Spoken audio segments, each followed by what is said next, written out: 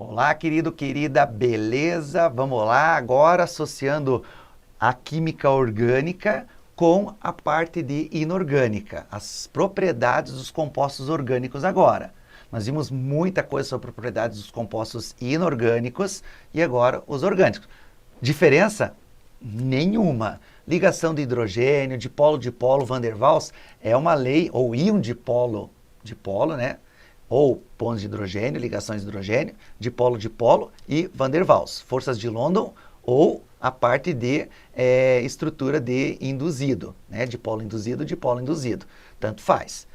Tudo que nós vimos lá, vamos ver aqui, porque não muda. A gente só separa para você caracterizar um processo reacional, uma característica diferente de uma molécula. Só, o resto continua igual, que fique bem claro. Beleza? Então nós vamos ver as propriedades físicas e químicas dos compostos orgânicos. Legal?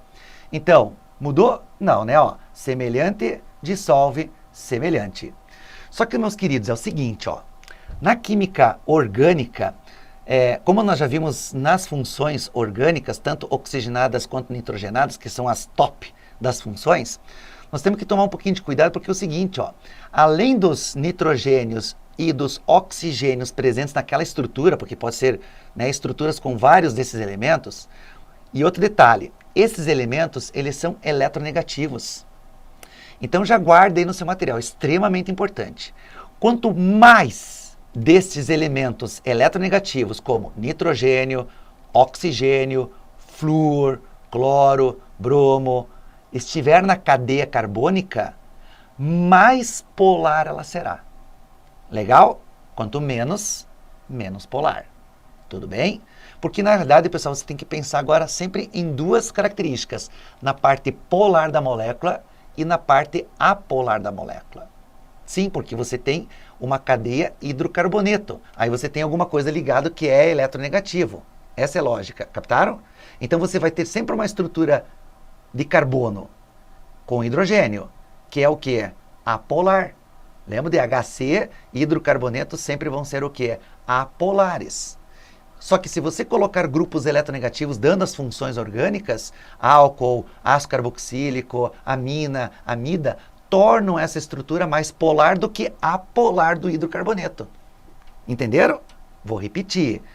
Se eu tiver só o carbono e hidrogênio, um hidrocarboneto, ela é apolar. Se eu coloco um nitrogênio, ela é apolar, mas um pouco polar, mas ela continua mais apolar. Agora, se eu coloco mais e mais nitrogênio, oxigênio, mais grupos eletronegativos, ela deixa de ser apolar e passa a ser mais polar, devido aos grupos eletronegativos, a maior polaridade. Tudo bem? Você vai entender daqui a pouco. Daí, por isso que semelhante dissolve semelhante. Que nem, ó, álcool e gasolina se misturam até um certo limite. Por quê? Porque a gasolina é hidrocarboneto, o isoctano. Nós já vimos, certo? Então, ele é apolar. Só que no álcool, que é o OH, então, professor, é polar, então nós não devíamos se misturar. Mas álcool é CH3, CH2OH. Então, ele tem uma parte apolar que vai se misturar com a gasolina, que é apolar. Por isso essa frase, semelhante dissolve semelhante. Beleza? Show de bola. Tá aqui, ó, nós já vimos isso, ó. Sempre que tiver NH, nós já trabalhamos com isso, certo? Que são as principais que mais caem. Sempre que tiver NH é ligação de hidrogênio. E todas as ligações de hidrogênio são o quê? Polares. Aqui é a molécula, né, o clorometano, certo? Aonde que você teria que daí lançar o vetor para o elemento mais eletronegativo. Quem que é o mais eletronegativo entre carbono e hidrogênio? O carbono, certo? O carbono é o mais eletronegativo, o carbono é o mais eletronegativo e o carbono é o mais eletronegativo, certo? Então, se você somar esses dois vetores aqui, ó, vai dar um vetor para onde? Um vetor para cima. Um para cima e um para baixo, eles se anulam. Mas está faltando o do cloro, que vai estar para cá, ó. E vai estar um único vetor. E o único vetor é diferente de zero. Então, o momento resultante, ó, é diferente de zero, portanto, essa molécula é polar. Os apolares, principalmente os hidrocarbonetos. Guarde bem isso. Tranquilo? Beleza, né? Aqui, ó, a influência da cadeia carbônica na solubilidade. Foi o que eu acabei de falar para vocês, ó. O etanol, que está aqui especificado, ó, ele tem 2 carbonos. Ele tem uma solubilidade infinita na água. Por isso que o álcool, sempre com a água, é uma mistura homogênea. Já o 1-propanol, ó, aumentou um pouquinho mais da cadeia, mas ainda continua infinita a solubilidade. Agora, o 1-butanol já diminuiu a solubilidade. Já é 7,9. Beleza? A 1-pentanol já diminuiu mais ainda, ó. Então, aumentando a cadeia carbônica, esta molécula se torna mais apolar. E mais apolar não se mistura com água que é polar. Ou se mistura, mas só um pouco. Tudo bem? E assim sucessivamente. Tranquilo? Aqui, ó, aquilo que eu acabei de falar para vocês. Eles vão ter uma parte polar e uma parte apolar. O elemento eletronegativo dá a caracterização da polaridade. E a parte de hidrocarboneto, a apolaridade. A mesma coisa acontece com o ácido aqui, ó. O ácido acético, que é o CH3, C dupla O, OH, ó, OH, eles têm ligação de hidrogênio, então ele é polar. Mas tem o CH3, que é apolar, mas a solubilidade infinita. Olha o pentanóico, ó, já diminuiu a solubilidade, o hexanoico diminuiu mais ainda. Então, quanto maior for a cadeia carbônica, mais apolar ela será. Tranquilo? A temperatura de ebulição e de fusão também está diretamente ligada às forças intermoleculares, como nós vimos lá nas funções inorgânicas. Então, as van der Waals, que são as moléculas apolares, certo? As dipolo-dipolo permanente, que são as polares, e as ligações de hidrogênio, como já citei, são as polares. Quem é que faz ligação de hidrogênio? Lembram? FON ligado ao H. Ó, a amônia aqui, o HF aqui e a água aqui do lado. Certo? E todas as moléculas que não fazem FON e não são hidrocarbonetos dentro da química orgânica, elas são o quê? Dipolo-dipolo. Ó, o clorometano, a acetona, beleza? Um éter qualquer, um éster qualquer, todos eles vão ser o quê? Vão ser dipolo-dipolo, polares. Mais polares ou menos polares, tudo vai depender do tamanho da cadeia carbônica. Tranquilo? Aqui, ó. Aí que começa a ficar bacana a nossa aula de química orgânica, ó, em relação às propriedades, ó. O propano tem uma temperatura, ó, a massa molecular, molar, é praticamente a mesma, ó. Certo? Só que olha só, a temperatura é de menos 45 graus Celsius. Certo? Tem que tirar esse risquinho que sempre aparece. Não sei por que apareceu aí. Desconfiguração de computador. Pilantragem. Mas tudo bem, vamos lá. Aqui, ó. O propano, ele tem uma temperatura de menos 45 graus Celsius. O metoxetano, que é um éter, ó. É um éter. Aqui é um HC. Aqui vai ser o quê? Um al, ó. Al vem do quê? Aldeído. Olha como as coisas funcionam. E ol de álcool. Tranquilo? Então tem as funções químicas presentes aqui, ó. Só que por que o etanol tem uma temperatura de ebulição gigante? Porque ele tem OH, ó, ligação de hidrogênio. Certo? O etanol tem o oxigênio na ponta, ó, o que resulta numa maior proximidade com a outra molécula. Já o oxigênio está no meio, então dificulta a proximidade. Então está mais distante, menor é a interação entre uma molécula e a outra. Portanto, menor a temperatura de ebulição. Então aqui você tem o van der Waals, aqui você tem dipolo-dipolo, aqui você tem dipolo-dipolo e ali você tem no álcool ligação de hidrogênio. Quanto maior a força, significa maior a temperatura de ebulição. Legal, né? Tá aqui, ó. Proporcional ao tamanho da cadeia, certo? Em termos de hidrocarbonetos. Quanto maior a cadeia, maior a temperatura de ebulição, porque automaticamente você está aumentando o quê? A massa desse composto. E quanto mais linear for a cadeia, ou seja, a maior área de contato entre as moléculas, maior será a temperatura de ebulição. E quanto mais ramificadas, quer dizer que você diminui o contato entre as moléculas, E se você diminui o contato entre as moléculas, menor será a temperatura de ebulição, porque é mais fácil de passar para o estado gasoso, certo? Porque a gente está falando sobre o fornecimento de energia para mudar de estado físico, ok? A solubilidade das vitaminas, aí ó, por que a vitamina C a gente chama de hidrossolúvel? Hidrossolúvel significa que ela é o que? Polar. Por quê? Porque ela tem muitos grupos eletronegativos. E quanto muitos grupos eletronegativos, mais polar ela é. Ok? Já as lipossolúveis, ou seja, as apolares, são aquelas que terão ou nenhum ou apenas alguns grupos eletronegativos. Ó. Aqui eu tenho o grupo eletronegativo, certo? Aqui eu tenho o grupo eletronegativo. Ó. Na vitamina A eu tenho apenas um grupo eletronegativo. Então, toda essa parte aqui é a parte maior e essa parte maior é de HC. E HC só pode ser o quê? Apolar. A mesma coisa aqui, ó. 3 desse cara aqui, ó. Então, uma cadeia lateral gigante. Então, eu tenho uma grande parte HC, ou seja, apolar. Bacana? Então, as características estão aí, ó, né? O foco nos estudos e os fatores relacionados. Isso aqui tem que estar bem claro na cabeça de vocês.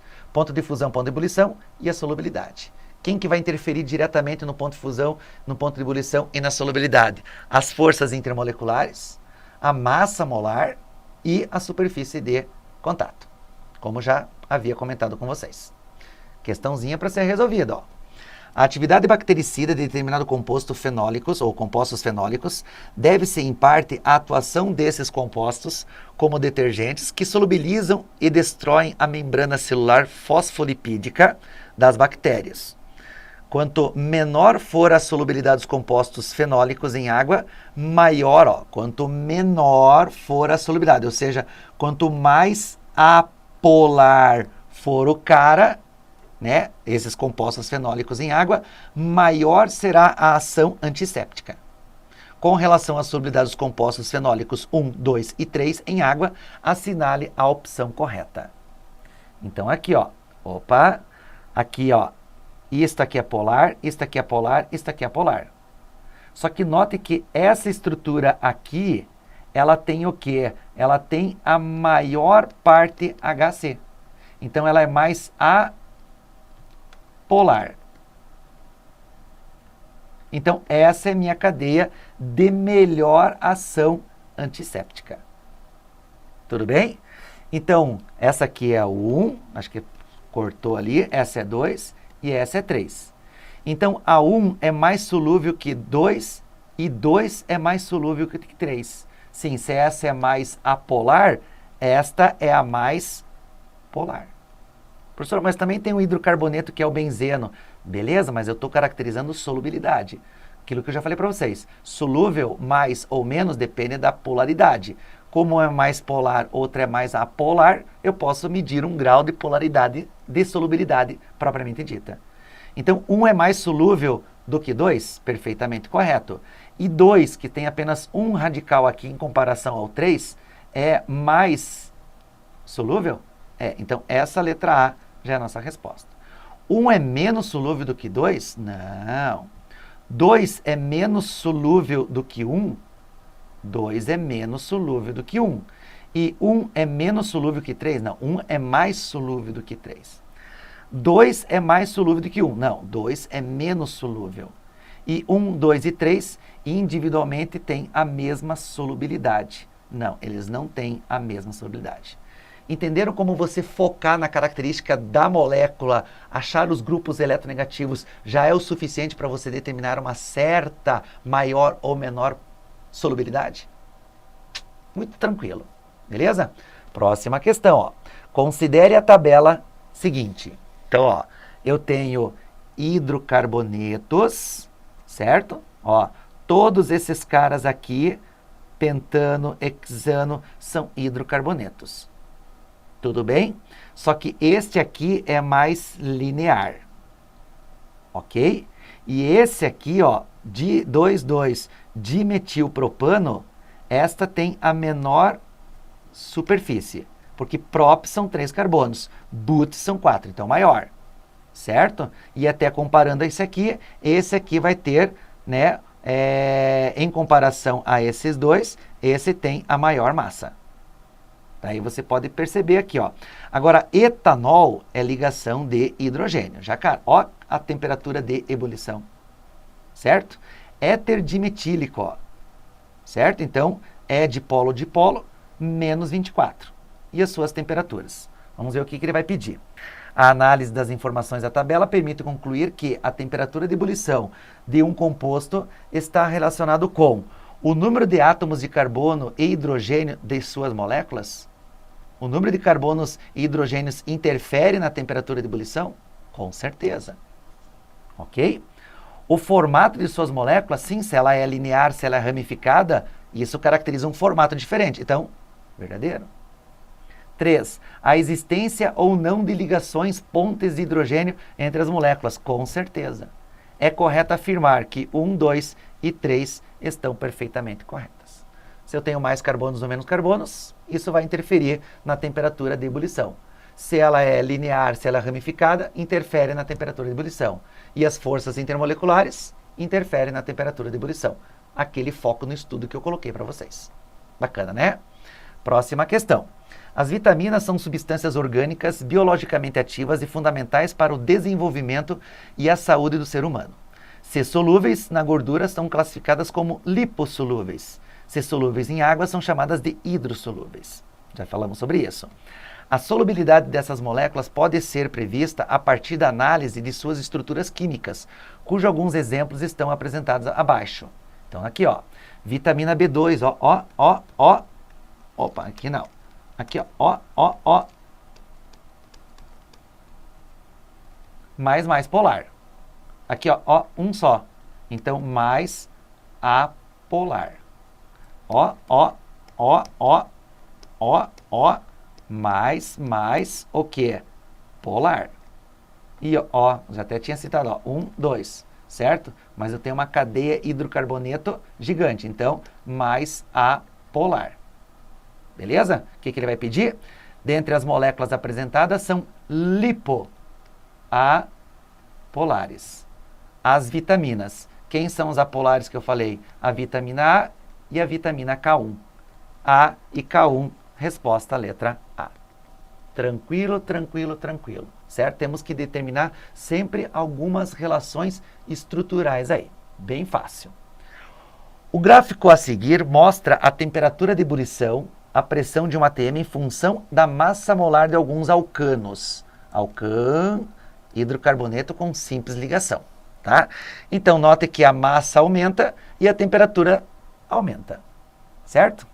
Com base nesse gráfico, pode-se prever que o ponto de ebulição do butano, ó, but, são quantos carbonos? São 4. 1, 2, 3, 4. Só ligações simples. Então, mantenha o que está. O é de um hidrocarboneto. Então, aqui estão faltando 3, aqui estão faltando 2, aqui 2 e aqui 3. Então, a fórmula molecular é C4H2N mais 2, 10. Certo? Consequentemente, como o gráfico está diretamente ligado à massa molar, então eu vou ter que fazer a massa molar dessa substância. Como é que se calcula lá? O carbono vale 12 e o hidrogênio vale 1. 12 vezes 4, certo? Vai dar quanto? Vai dar 48. 48 mais 10 vai dar 58 gramas por mol. E 58 gramas por mol está mais ou menos aonde? Aqui, ó. E aqui, se você subir, ela vai ter uma temperatura de quanto? De 0. Resposta, letra D. Olha como é fácil. Uma pura interpretação, certo, da massa, só que se tinha que ter o conceito do mínimo de montar algumas estruturas. Vocês perceberam que até hoje nunca eu pedi estrutura de funções mistas, eu pedi para identificar, não para montar. Eles não vão pedir isso, eles vão pedir para identificar, para caracterizar a função com as propriedades propriamente ditas. Beleza? Tranquilo? Então eu fico por aqui, propriedades dos compostos orgânicos é bem tranquilo. Vale a pena ressaltar sempre as forças intermoleculares, ok? O tamanho da cadeia, se ela é linear ou ramificada, porque eu posso ter a mesma forma molecular, beleza? A mesma forma molecular, mas temperaturas diferentes. Por exemplo, ó, até já citei, se eu desse para vocês C14H30, que é o óleo diesel, por exemplo, eu posso ter uma temperatura de 100 graus Celsius, mas eu posso ter uma temperatura de 150 graus Celsius. Por que que a mesma molécula apresenta temperaturas diferentes? Porque essa aqui, ela só pode ser o quê? Linear. É isso? Não, né, meu querido? Se ela é linear, ela tem a maior superfície de contato. É mais difícil dela passar para o estado gasoso, porque tem que vencer toda a barreira. Consequentemente, tem que ter uma temperatura de ebulição maior. Certo? Essa é a lógica que você tem que ter. Então, a linear é a de baixo. E essa aqui vai ser a mais ramificada. Porque se ela é mais ramificada, você diminui o tamanho da cadeia. A superfície de contato é menor.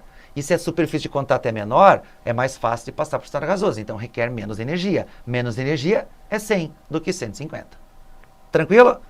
Manda bala nos estudos lá. Espero você na próxima aula. Tchau, tchau.